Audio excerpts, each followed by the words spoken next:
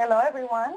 My name is Yvonne Ortiz. I am the Training Institute Manager for the National Resource Center on Domestic Violence. I want to welcome you tonight, or today, depending on where you're at, when you're joining us from. Thank you for joining us today, and welcome to today's session. And our webinar is titled, Meeting This Moment, Meaningful Action for Social Change for Domestic Violence Awareness Month 2020. Again, I want to welcome, and I want for everybody to introduce themselves in the chat. And feel free to post any questions that you have for our presenters today. Before we begin, I would like to acknowledge the pain that our communities are experiencing. Our lives have been changed due to the pandemic. Some of us even have lost family members. Some communities were and are still experiencing the impact of Hurricane Laura. Black lives continue to experience pain and trauma, and domestic violence is still present in the homes of our communities. At the NRCDV, we recognize the pain, and we would like for each one of you to know that we see your pain and that we hope we can contribute to your healing through our resources and our initiatives. Especially today, we're having a great conversation about prevention and about Domestic Violence Awareness Month. I want to tell you a little bit about the National Resource Center. We are a national technical assistance provider. We have a comprehensive trainings, resources development, public policy, advocacy, and those are just a few examples of how we can provide the support that you need. And now, to our webinar. And of course, I don't want to forget that we've been in existence for 25 years, and we're really proud of everything that we do in our training offering. So now I go to our webinar today, and I'm really, really excited. You're going to be hearing from my colleague, Arlene Basso, Casey Keene, and our collaborative partner, Justin Carter. He's an activist and spoken word artist who will be sharing his gift with us tonight. Let me tell you a little bit about my friends. Arlene Basso is NRCDV's Vice President of Programs, Prevention, and Social Change. She supervises NRCDV programs and prevention and communication teams and oversees several key initiatives, including the Domestic Violence Awareness Project and Prevent IPV. Arlene joined NRCDV as a staff in 2015. Prior to joining staff, she served as the Vice Chair of NRCDV's Board of Directors from 2011 to 2015. Arlene has over 20 years of multifaceted experience within the movement to end domestic and other forms of gender-based violence. She previously worked for the Florida Coalition Against Domestic Violence, the Virginia Sexual and Domestic Violence Action Alliance, and the YWCA Women's Advocacy Program in Chesterfield, Virginia. Her areas of expertise include leadership development, community organizing, developing community-based and state-level prevention plans, and creating promising practices when working with traditionally underserved and marginalized communities. I want to welcome also Casey Keene. She's NRCDV's Director of Programs and Prevention, and she has served as the National Resource Center on Domestic Violence since 2001. Where she provides programmatic leadership and oversight with technical assistance, training, and research development initiatives of the Programs and Prevention team on a broad range of topics related to gender-based violence. Casey provides leadership to key initiatives, including BONNET and Prevent IPV. Specializing in issues related to children's exposure to domestic violence, Casey leads the Adult Children Exposed to Domestic Violence, better known as ACV Leadership Forum, and provides national-level technical assistance and training on childhood trauma and resilience. And I'll be telling you a little bit more about Justin later on in our presentation. So friends, Arlene, Casey, take it away. All right. Thank you so much, Yvonne. Thank you for that warm welcome. You're a gift. You're a gift to the organization, and you're just a gift to this world. So thank you for that. And thank you, everyone, for spending the evening with us. You're welcome, Yvonne. Thank you, everyone, for joining us for this conversation and for spending the evening with us as we start our journey and start planning for Domestic Violence Awareness Month. And with everything Yvonne shared, we just want to give you some strategies, some gifts for your toolkit as you start thinking about Domestic Violence Awareness Month and beyond. Definitely based on the experiences that Yvonne talked about, we definitely can't do business as usual. So we are here just to offer some nuggets, some gems that will help you along your new journey as you pivot and redefine what your work looks like in response to all the pandemics and the hardships that our communities are currently experiencing. So let me go right in. As far as NRCDV, Yvonne talked about our mission, and I just want to highlight that this is a document that NRCDV uses to guide our work. It's a statement that we put out in 2016, and every day we are working towards operationalizing this statement. And it says NRCDV stands, but I want to clarify that when we say we're standing in solidarity with these groups. So instead of reading the entire document, which Brecken, our colleague from the National Resource Center on Domestic Violence, dropped the information in the chat box, I just want to highlight that we stand in solidarity with individuals who are targeted, degraded, threatened, marginalized. And Yvonne named some of those populations earlier. We stand against all the isms, right? Some of us, we have not had the luxury of doing our work and just focused on ending gender-based violence. We've worked at the intersection for years. And the current pandemics, the current state of our country, of our nation, is forcing many individuals to now really live out intersectionality that we've talked about for many years. So I'll talk a little bit more about that. And then, of course, with all of that, we're holding survivors of domestic violence as well. Yvonne talked about that as well. And in addition to that, we celebrate the rich diversity of people in our country. And we also stand in solidarity with those who embrace self-care and community connection. So we'll talk a little bit more about self-care, resilience, and well-being as well. So just want to introduce you to this document. Again, it's why we exist at the National Resource Center on Domestic Violence. Some other core documents that we have that guide our work. We have our promise statement. And in our promise, we're promising survivors, advocates, our key constituents that will lead boldly in centering and amplifying the voices of survivors from traditionally marginalized communities. And we'll talk about some strategies how to best do that later in our presentation. And then, of course, our theory of change, right? We do believe if we center the lived experiences of survivors of color, in order to end systemic racism, we will attain safe and thriving communities. And this is a reflection of our mission statement. This is directly connected to our mission to end gender-based violence. And we'll make that connection for you throughout the rest of the presentation. So as we think about Domestic Violence Awareness Month, as we think about beyond Domestic Violence Awareness Month, how are we communicating this message that integrates ending systemic racism as a part of our gender-based violence work? As I said before, many communities never had the luxury to only address gender-based violence and not address racism as well.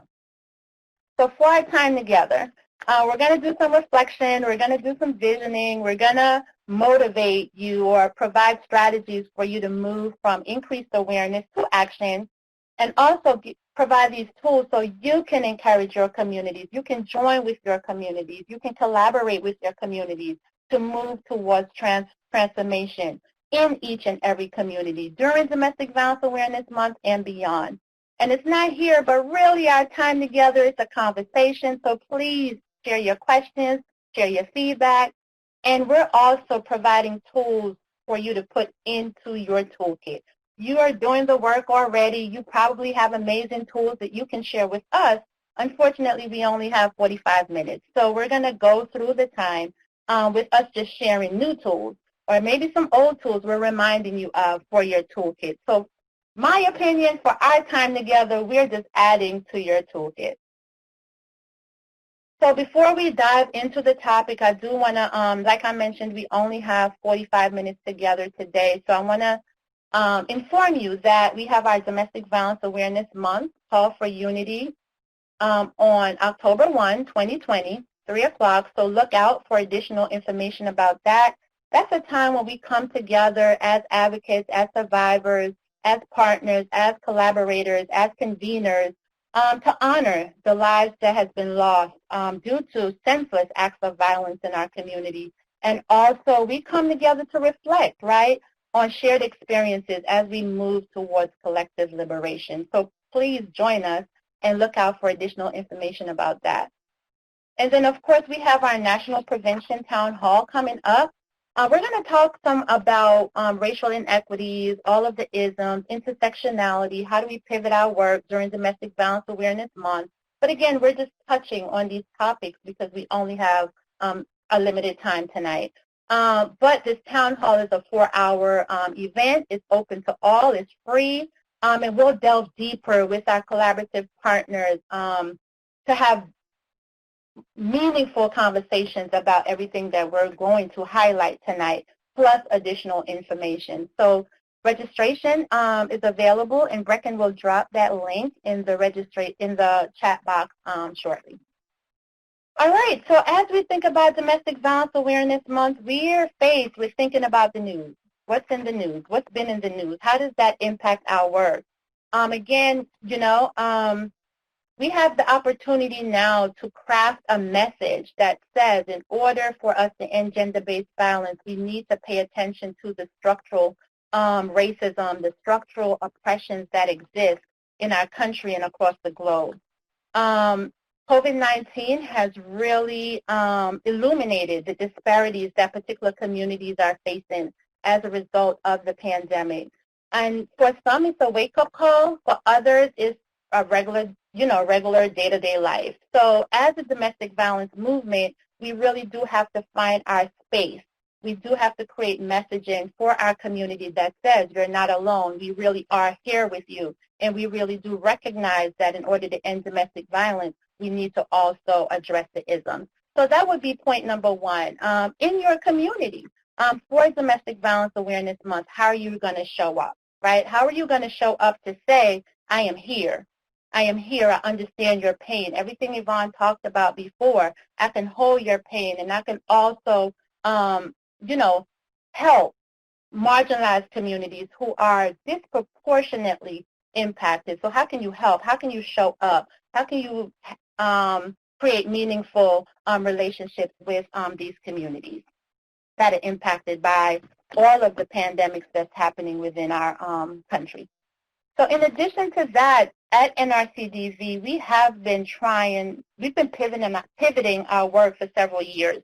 And in June, we put this statement out, right? And this was our intentional way of saying, yes, we recognize the pain. Yes, we recognize the experiences.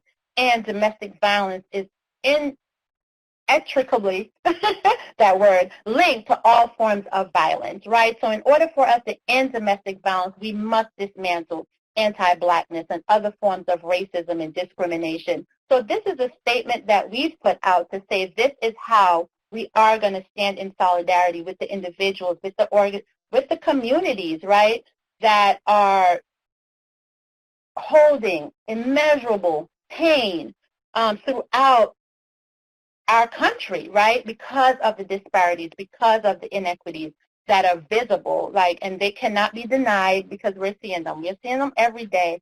And so NRCDV, as a national resource center on domestic violence, had to create a message that connects domestic violence along with various forms of racism, and what are we going to do about that? So again, language, plain language, certain individuals face multiple and intersecting forms of structural discrimination. So if you need language around what we're talking about, this is plain language. And again, some communities have had the luxury to talk about gender-based violence without talking about the isms, without addressing the isms, racism, colonialism, ableism, heterosexism, and the list goes on, right? But when we talk about intersectionality, we talk about Kimberly Crenshaw, it's important that we make the connection between the various forms of structural oppression that individuals are experiencing and survivors of domestic violence as well. So this moment challenges us to really live out intersectionality. Sojourner Truth talked about intersectionality in 1851 with her poem, her speech, Ain't I a Woman? So we can take it all the way back there. We've been talking about intersectionality, and, you know, it's playing out in front of us every day. And as domestic violence organizations, we must find our place, and also, while we have the attention of our communities during Domestic Violence Awareness Month, again, what is our messages? Another illustration of how gender-based violence is interconnected and reinforced by oppressions on various levels. And you will get the PowerPoint and you will have the information. It shows us how individuals and families and friends and peers and community are all interconnected. Individuals do not act in isolation, so our messaging cannot be directed only to individuals. We have to figure out how to dismantle these oppressive systems in order to end gender-based violence. So when we're talking about communities of color, I'm going to highlight some issues that, ooh, that was fancy.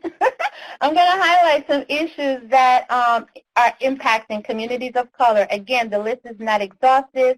In order for you to engage with communities of color, the communities that are most marginalized, the communities, like my sister Lena would say, on the margins of the margins, you have to talk to communities of color.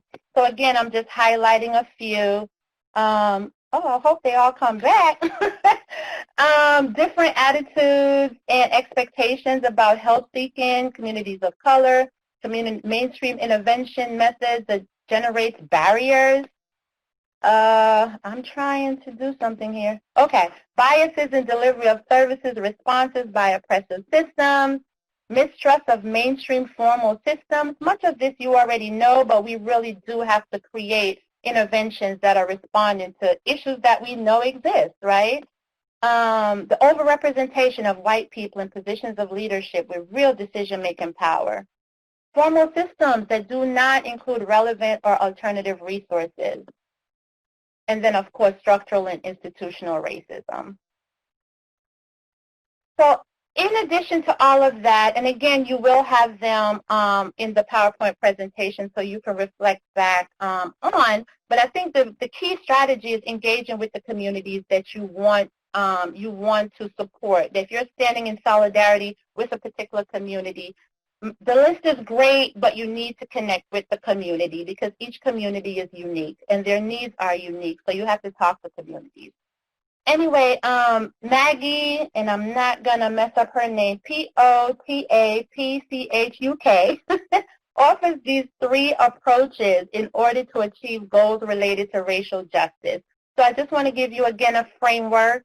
If this is the type of work that you want to do, if you really do see the connection between gender-based violence and the oppressions and the isms and racism that individuals, that survivors are dealing with on a day-to-day basis. So for you, the individual approaches would be building knowledge, awareness, skills, etc., confronting prejudices and stereotypes, and addressing power dynamics, racism, internalized white supremacy, internalized racism. And then some intergroup approaches is bringing people of different racial and ethnic groups together. Like we said in our We Stand statement, we celebrate the rich diversity in this country and in our communities. And then the institutional approaches is strengthening the capacity of organizations and institutions to communicate about race. And that's what we're doing at NRCDV and can offer a lot of resources around how to become an anti-racist organization. And then, of course, work on institutional practices that reduce disparities and promote racial equity. And then again, one thing is our campaign. You'll hear a little bit more about that, a messaging campaign developed by the Domestic Violence Awareness Project. And like, we have to look back at where were we, right? Look at where are we today and envision where do we want to go. So at this moment, as you think about redefining we, as you think about pivoting our work, what is your message to your community? How are you showing up during Domestic Violence Awareness Month? We have opportunities now to explore new partnerships, right? We have opportunities to integrate intervention and prevention strategies. And then we have the greatest opportunity now for learning and teaching across various generations. Everybody is talking about the impact of COVID-19. So as domestic violence organizations, how can we create spaces for conversations for learning and teaching across generations? To start this conversation within your organization, have a conversation to describe the community that you envision together. You can do it independently. You can do it together. You can do it virtually. We've been having those conversations virtually. And so I want to introduce the Lovey Community as a concept for you, as a guide. Dr. King, he envisions a world where everyone shares in the wealth. Dr. King envisioned a world where racism and other forms of discrimination and prejudice were replaced with all-inclusive spirit of sisterhood and brotherhood. What does that mean for you? What is that world, what does that community look like when we envision an all-inclusive spirit of sisterhood and brotherhood? What does that community look like when we think about justice, when we think about equal opportunity, when we think about love, when we think about peace? These are the things that we're thinking about. These are the things that we want to support. These are the communities that we want to build. We are a beloved community. So how can we then take that into our communities, right, across the world, right, across the country, so that everyone can be intentional about their relationships with family, with neighbors, with coworkers, and others on a daily basis. Yes, Phoenix, I see your comment. Exactly. Love towards others. So as you think about redefining we, as you think about pivoting your work, just wanted to offer these strategies for you. And again, how are you showing up, right? Because we think about the organizations, we think about Domestic Violence Awareness Month. How are you showing up? If beloved community is what your desire is, I think we're all yearning for a beloved community. We're all yearning to be a part of beloved community. How are you showing up to create that beloved community during Domestic Violence Awareness Month and beyond? So again, some questions if I asked you today, who lives, works, plays, and ages in your service area? What's your community assets? Who are your community leaders? How is your community working currently towards ending gender-based violence? Are you working individually? Are you working collectively? What are your responses? What inequalities are you seeing in your community? And as a domestic violence program, how are you addressing those? How are you collaborating across movements to address them? So this is a resource that I want to offer on transforming communities, lots of tools, rich information that supports building beloved communities. So I suggest that you delve in, read through. It puts people and community at the center, and it really does give you tools, concrete tools, to create this beloved community that we're all yearning for. And then before I pass it on to my colleague, Casey Keene, I just want this slogan from the disability rights movement. I just want to highlight this, right? Nothing about us without us is for us. So when you think about marginalized communities, when you think about the communities that have been disproportionately impacted by all the isms and by gender-based violence, always remember, if you're creating something and those populations of individuals are not a part of, then actually what you're creating is not for that population. So let this serve as a reminder as you think about how you're pivoting your work. Casey? Arlene, thank you so much for your beautiful presentation so far. I'm really happy to be part of this conversation with all of you tonight to talk a bit about how we might meet this moment by deepening and broadening our work. So just want to talk a bit about the idea that racial justice is our work. We know that all people of color experience racism differently, but we must be explicit in naming anti-Blackness in our culture and recognizing the unique harm that it causes. And this work really must begin internally. Our mainstream anti-violence organizations are rooted in white supremacy culture, and the work to dismantle this must be intentional, persistent, and ongoing. The work, my camera's not showing. This whole time I thought I was. Hello, thank you, Yvonne, for that reminder. I was saying how this work really must be intentional and persistent and ongoing. This work requires risk-taking and discomfort and the deliberate shifting of power and resources. This is the bold work that racial justice requires, and it is the work of our movement to end gender-based violence as it connects to all movements working to dismantle power-based violence. So unless our prevention work directly addresses racial inequity, we will never make progress toward real social transformation. And some of you were saying in the chat, this is about love, and really it is. This is about leading with the heart. This work requires us to lead with our hearts, which for some may represent a shift, especially for white people. And in addition to the beloved community that Arlene described, okay, speak a little louder. Thanks for the feedback. Models of heart-led social change work are happening all around us in this moment. So for example, community-based mutual aid initiatives are great models of this, where people are taking responsibility for caring for one another and changing their political conditions. Community alternatives to policing seek to strategically reallocate resources, funding, and responsibility toward community-based models of safety, support, and prevention. That's a heart-based strategy. There's also amazing models of community care in Native communities. I would encourage you to share in the chat what heart-led approaches you see in your community so we can learn from each other how to do heart-centered work. Heart work also includes white people's work. In recent months, the Idaho Coalition, Vermont Network, Menace Peacemakers, and the Resonance Network hosted a webinar series called Conversations for White People. They noted that disconnection from our spirit and our humanity creates the conditions for white supremacy culture. It's the result of having a white identity that is dependent on the oppression of other people.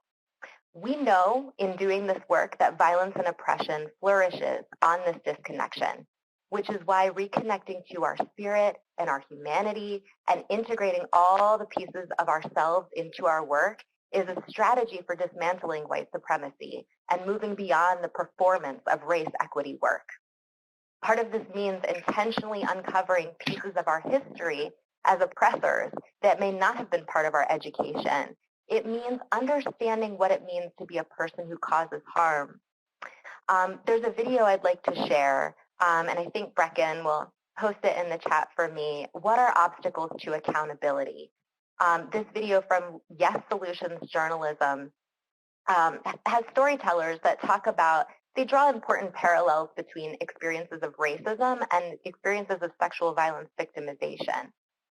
When it comes to our anti-racism work, as white people, we must acknowledge that we are the harm causers and ask ourselves these questions. How can we learn from our work with survivors to inform what true accountability looks like when it comes to racial justice? And if we are to embrace our role as harm causers, how does that change the way we work with others who cause harm? You can learn more about reconnecting to our spirit and humanity as white people at this resource, and Brecken will share the link. So heart work and heart-centered work, it centers our well-being as well. And so well-being is our work. We want to talk about the importance of well-being in our work to prevent domestic violence, which includes intentional efforts to promote justice, resilience, and healing. In his article in The Atlantic that recently came out called Incremental Change is a Moral Failure, Michael Denzel Smith beautifully reframes justice as an investment in the well-being of our humanity, saying justice is a proactive commitment to providing each person with the material and social conditions in which they can both survive and thrive as healthy and self-actualized human being. That is hard work. And that's why our work must prioritize exploring alternatives to seeking justice that center the safety and well-being of communities who experience oppression. We recently published a TA Question of the Month on VONET by Laura Chow-Reeve from the Virginia Sexual and Domestic Violence Action Alliance that explores transformative justice models in our work. And finally, I want to talk about resilience. I think models of individual and community resilience are so needed right now, and they're also truly abundant at this time. In the resilience research, there are 3 constructs that I've found that have been shown to be both measurable constructs and scientifically connected to well-being, and those are hope, mattering, and justice. Hope is the belief that your future can be brighter and better than your past, and that you actually have a role to play in making it better. Mattering has to do with the reciprocal experience of both deriving value from and adding value to ourselves, our relationships, and our community. And justice, the greater levels of justice we experience in life, the higher our well-being. It's directly connotated and no question why that is our work. What these constructs really have in common is community engagement. It's about believing that change is possible and being part of that change. So if we can provide opportunities for people to engage with us in social transformation, we can in turn foster the very community resilience that will help us all thrive. So I'm going to pass it back over to Arlene to explore some strategies that lead with the heart and caring for ourselves as part of this work. Arlene? All right, thanks, Casey. And Elise, I saw your question, and if I pronounced your name incorrectly, I'm sorry. My apologies. We will share some resources from our action guide, our One Thing action guide that will give you some concrete strategies in order to, okay, great. We'll give you some concrete strategies in order to integrate and center your commitment in your statement in your Domestic Violence Awareness Month activities. So it's all about messaging, and it's all about showing up in our communities, and what will be the follow-up to this statement in your community as it relates to Domestic Violence Awareness Month, and how are you making the connection for your community on the issues that have been highlighted in your statement. So in addition to what Casey just talked about, the hard work, in order for us to really end racism and advance racial equity, we have to focus on wellness. So again, I want to offer this tool, the Full Frame Initiative. They're an anti-racist organization that believes in ending racism and advancing racial equity. We know that their structures are already set up that makes it easier for some to access well-being than others. So again, I want you to explore the 5 domains of well-being that the Full Frame Initiative offer in regards to changing systems and changing lives. Then I also want to, our friends at the National Resource Center that's centering workplaces response as it relates to domestic and sexual violence, created this supervising during a pandemic. And oftentimes we don't think about the environments that we're creating within our own spaces. So I want to offer this as well. Supervising with empathy, a lot of great information about creating supportive environments. So we can think about DVA, and we can think about our connection, right, with the outside world. But okay, I just did a Casey. Casey, I just channeled you with that. I'm sorry, I didn't turn on my video. And then, so creating supportive environments, that's a part of doing the internal work, as well as how are you showing up in community. So you have to support each other. You have to create a supportive environment for yourself and your colleagues as well. So again, Brecken dropped that resource in the chat box. I want to move on so that we can provide these concrete action steps for you. Okay, so what is one kind of self-care that you practice? This is a learning community.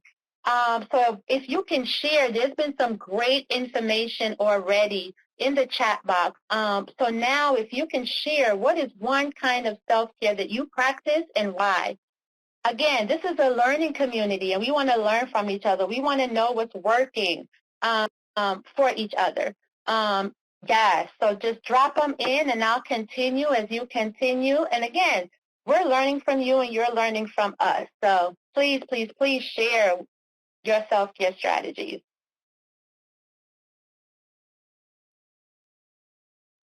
I'm going to offer some that they're perceived to be really simple, but they're effective. And I also want to bring Vanessa Timmons into this space. Thank you, everyone. Those are great.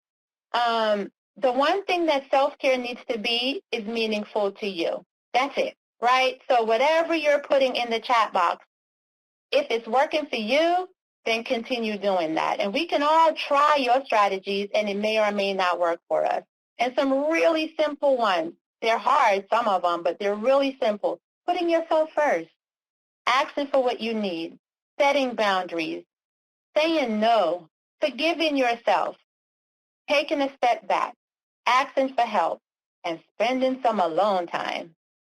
And I saw someone listed crying. Yes, sometimes it's okay not to be okay. Yes. And again, when you're thinking about intersectionality, when you're thinking about self-care, I want you to also focus on who has the luxury of self-care. Self-care needs to be self-defined, because if we define self-care for others, we're not going to meet the needs of those individuals, right? Everybody needs to know what self-care strategies make their body, their spirit, and like Casey said, heart work and your heart sing. So again, this is a good read, and Brecken also dropped that in the chat box. Yes, community care is so important, Lucy. Self-care is definitely connected to community care. All right, and then as we think about one thing, I want to highlight the fact that the Domestic Violence Awareness Project, in collaboration with the National Resource Center, Elise, here's your answer, created a one thing action guide that has concrete tools that you can use in order to further your message that was developed in June.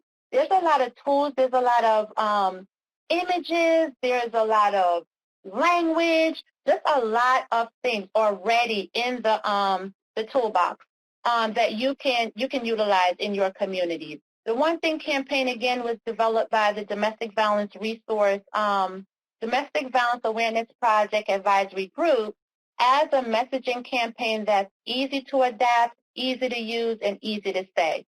And the One Thing messaging campaign has had global reach. We've been really pleased with it. And the group that has worked on the campaign centers, as you can see, the margins. They're focused on shifting into action, from awareness to action. They're focused on changing the narrative. They're focused on accountability and healing. And the group is focused on lifting up the voices of Black survivors. So I would strongly encourage you to utilize the action guide. One area that Yvonne is leading a group with developing is highlighting how to host a virtual event, right, in the middle of a pandemic, in the middle of all the crises that's happening in our community. So again, I would say, access the handout and adapt it in your communities. One of our advisory board members, when we talked about Domestic Violence 2020, when we talked about messaging, this is what she offered. Intersectionality at the center of our messaging. Need more than just anti-racism focus, getting bolder about our messages to be centered in anti-Blackness and habits of white supremacy, augment work with men engagement efforts, especially for those who have caused harm and survivors. Men on the margins of the margins is a term that she coined, and we are going to have Justin join us to show us and to share his gift with us. And that's something that you can do as well during Domestic Violence Awareness Month, to connect with the men in your community. And then anything around hope and healing for all of us. And I'm sure his presentation will be healing for a lot of us, right? And then create a future for all. So again, we've planted lots of seeds during this presentation and offered other ways for you to engage with us to get additional information. Again, the Domestic Violence Awareness Project, when they were asked about Domestic Violence Awareness Month 2020, what is their vision? These are the things that they offered, and this group is actively working on that. So if you stay connected with us, Elise, just to respond again, how we can operationalize our statements. We're offering webinars. We're offering platforms to lift up the voices of traditionally marginalized communities. Communities on the margins of the margins, like my sister Lena would say. How can we bring them to the center? And that's the focus for Domestic Violence Awareness Month. This is an example of our One Thing messaging campaign. Again, this is being used across the world, and we're really pleased with that. Here is one of the webinars that I talked about. Recentering Indiana's movement to ground domestic violence programs and survivor-defined success. So again, we're hearing from community what their needs are, and we're responding to their needs during Domestic Violence Awareness Month. And then we'll skip, Yvonne, can we do questions? I'm going to turn it over to you at this point, and then we'll hear from Justin. Yes, thank you, Arlene, and thank you, Casey. We are going to be answering some questions after Justin's presentation. So it's my pleasure to introduce to you Justin Carter. He is a rising leader in the field of violence prevention. Justin has worked with universities, nonprofits, state and local agencies on bystander intervention, consent education, Title IX, masculinity programming, and outreach with underserved populations. Justin promotes social justice, inspires intergroup collaboration, and cultivates a welcoming climate through facilitation, education, and evaluation. Justin has spoken at local, state, and national level conferences, podcasts, and rallies. Welcome, Justin. Okay, got it. All right, cool. People can see me now, right? Yes. Sweet, sweet. So first of all, I want to say thank you so much for having me. It's been a great time working with you, all of you, doing some other projects with the organization as well. But to always do poetry has been a thing for me. And it's the reason why I actually got into social justice is through poetry. So I decided to keep going on that journey and use my talent for the greater good. So here I am. So I do have one poem for you all today that I would like to share. So for reference, for those of you who can't see me, it might be a little confusing based off of what I'll be saying, but this poem is a lot about code switching. So if those of you who know what code switching is, that's what it's about. For those of you who might not know what code switching is, you'll find out pretty soon. So I'm excited to get going, and I'll just get started right away with time going by quickly. So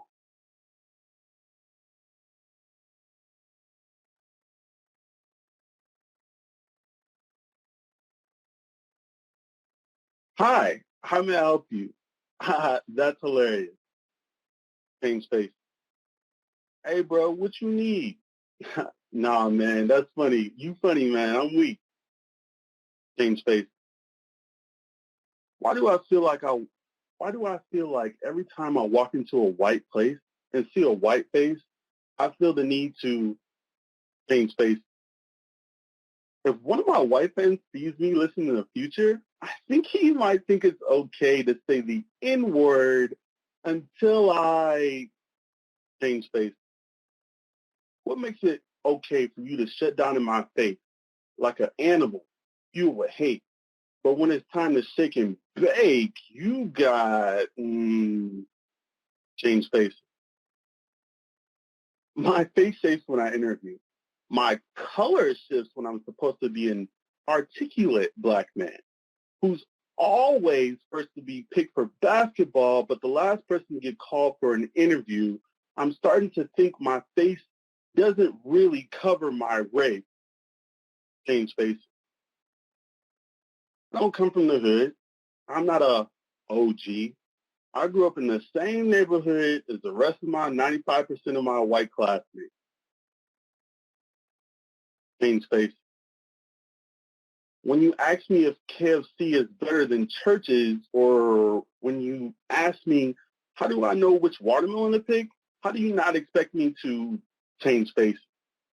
Yes, Karen, I am a huge chicken fan, and I do think watermelon is so sweet. But, of course, just to add on to this American image that your ancestors worked so hard to reach, but I refuse to know my place in this country that always seems to deny my race. When Black men are gunned down for not changing their race, face, they say he just had too much bass in his voice. But since when does bass in a voice cost you your life? They say he shouldn't have just ran away like that. But since when does running away cost you your life? I'm supposed to be too hard for bullies, right? They say, dude, I would just call the police if a bully ever tried to mess with me. But when the bullies are the police deboing the streets, it turns into every Black man losing their life, and which is too much more valuable than your own money. They say police are here to protect us. They say they've been doing their job for 100 years. No need to worry. Yes, Karen, just because someone has been doing a job for 100 years does not mean they've been doing it right. We change faces to hide who we are. We change faces to shelter ourselves from the disappointment that society consistently throws in our face. How do I know when to be right when being right equals being white? Hands up, don't shoot because I'm already on the ground. Hands up, don't shoot because I'm not resisting. Hands up, don't shoot because you already asked for my ID and my wallet is not a gun. Hands up, don't shoot. Don't shoot. I already changed my face. I already changed my face. I already changed my face. I already changed my face. Hands up, please. Just don't kill me. Have every right to this life as you, whether you change your face or not. I can't stop being me, and I can't stop being Black. Stop killing us for forgetting our race. And maybe, just maybe, I can be free from changing my face. Thank you.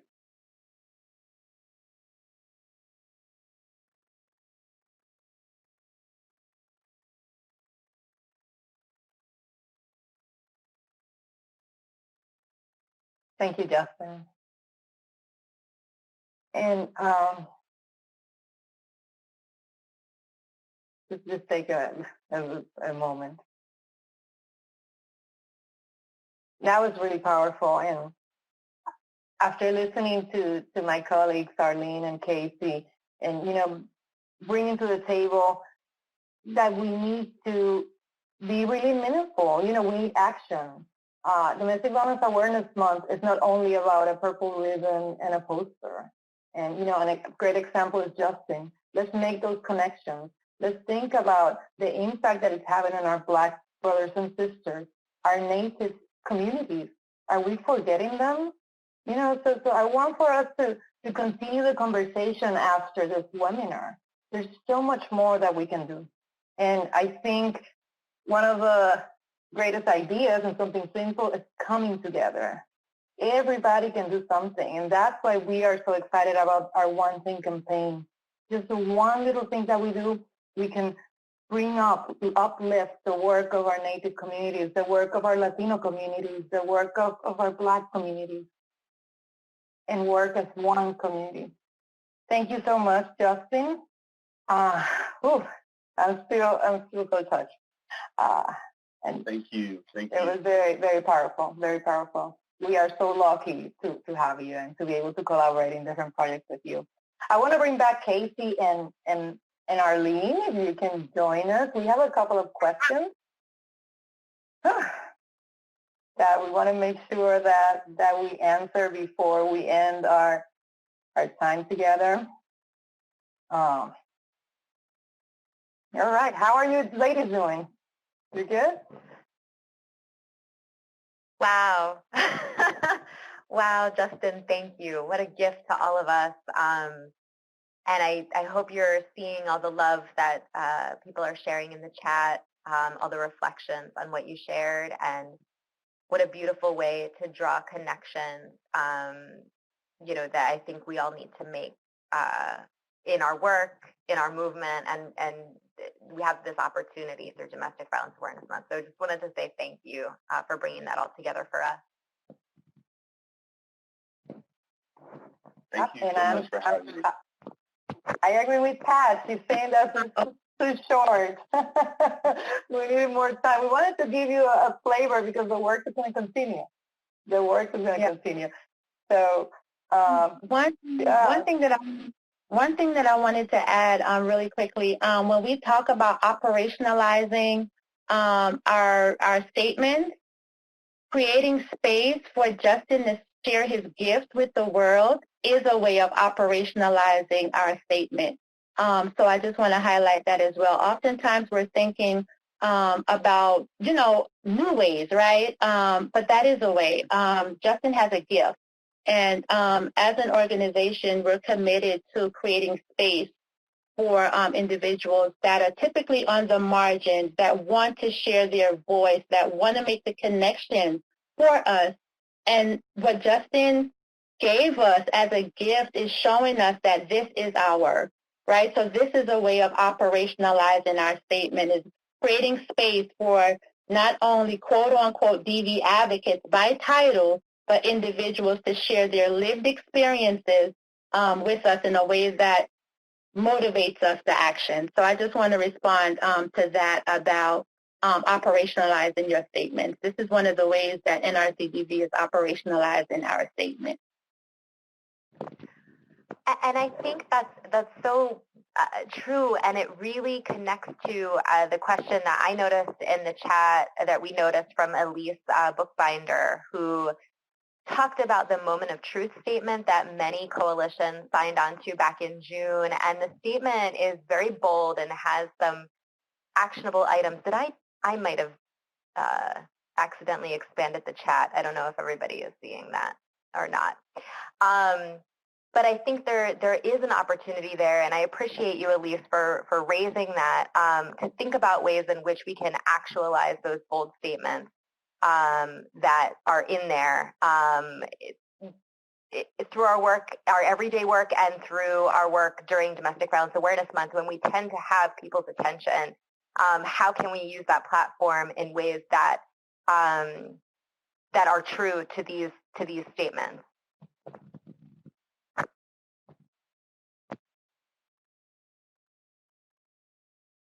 So let's see if there are any other questions.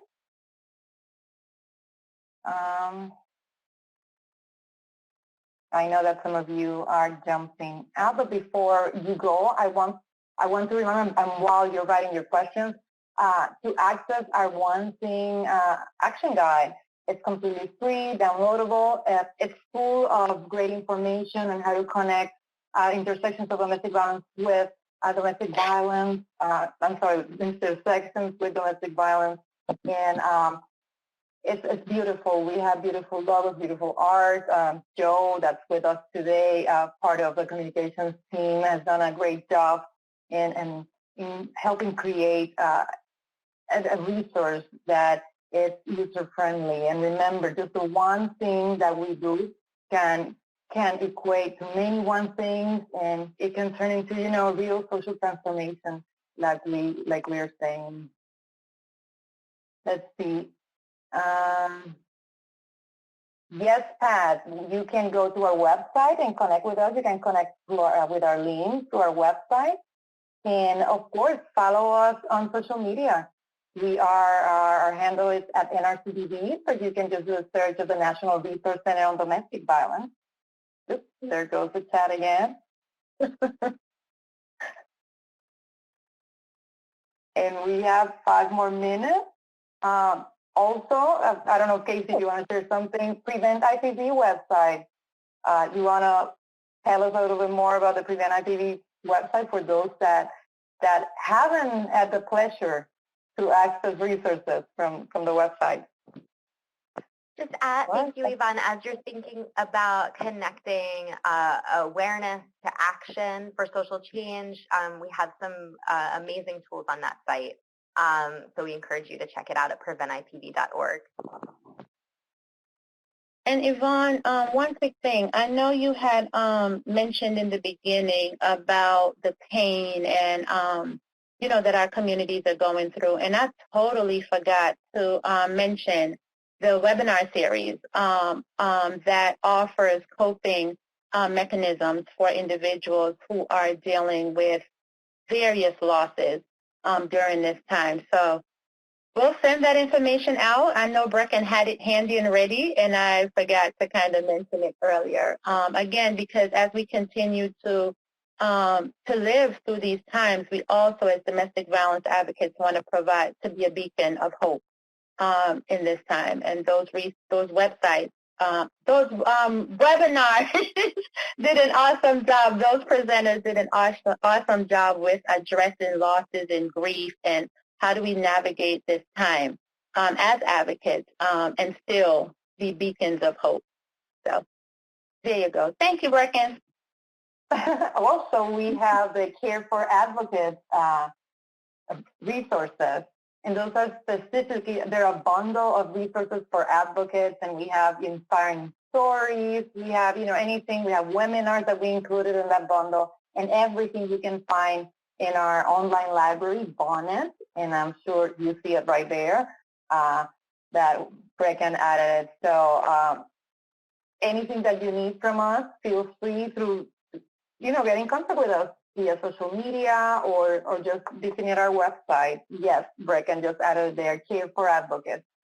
So any last thoughts you guys want to add? Justin, Arlene, and Casey? No, I don't. All right. So I think it's needed. At the end, somebody wanted to say something? At the end of this webinar, you are going to be taken to our survey. Please, we need your feedback. That's the way that we, come up with that. Well, not come up, but serve your needs. We know what you need. Let us know if you enjoyed this type of presentation. We need to hear from you. So please answer that survey. There's a beautiful quote here. Arlene, you want to read it? Oh, sure.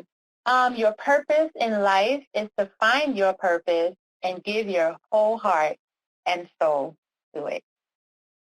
Thank you, everyone. Thank you for your time. Thank you for your heart, and thank you for spending time with us this evening.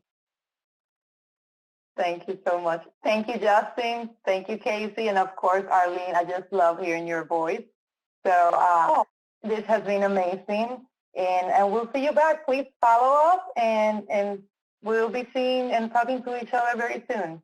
Take care, everybody. All right. Bye.